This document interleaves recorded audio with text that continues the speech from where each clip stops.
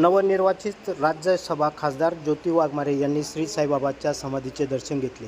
दर्शनानंतर श्री साईबाबा संस्थांच्या वतीने मुख्य कार्यकारी अधिकारी गोरक्ष गाडीलकर यांनी त्यांचा सत्कार केला।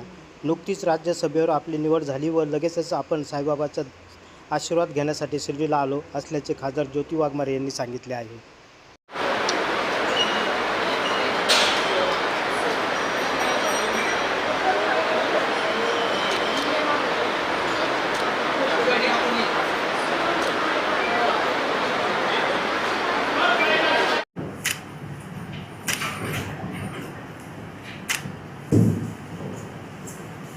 नमस्कार, मी डॉक्टर ज्योती सावित्री नागनाथ वाघमारे, राज्यसभा खासदार।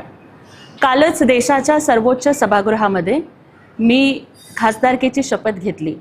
भारतीय संविधानाला नतमस्तक होऊन, छत्रपती शिवरायांना, बाबासाहेबांना नतमस्तक होऊन आणि योगायोगानं बाबांचा आशीर्वाद म्हणून माझी शिर्डीची संपर्क प्रमुखपद म्हणून नियुक्ती झालेली आहे आणि त्यामुळेच आज शिवसेनेच्या बैठकीसाठी मी इथे आले आणि ज्यांनी जगाला सर्वधर्म समभावाचा संदेश दिला, ज्यांनी सबका मालिक एक है असं सांगितलं, ज्यांनी जगाला आलेल्या प्रत्येक अडला नडलेल्याला दवा, दुवा आणि अन्नदान केलं, अशा साईबाबांच्या चरणी आज मी नतमस्तक झाले।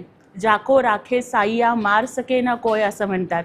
बाबांचा आशीर्वाद हा समस्त महाराष्ट्रावर राहावा, शेतकऱ्यांच्यावर राहावा, लाडक्या बहिणींच्यावरती राहावा, हीच प्रार्थना मी त्यांच्या चरणी केली। नमस्कार।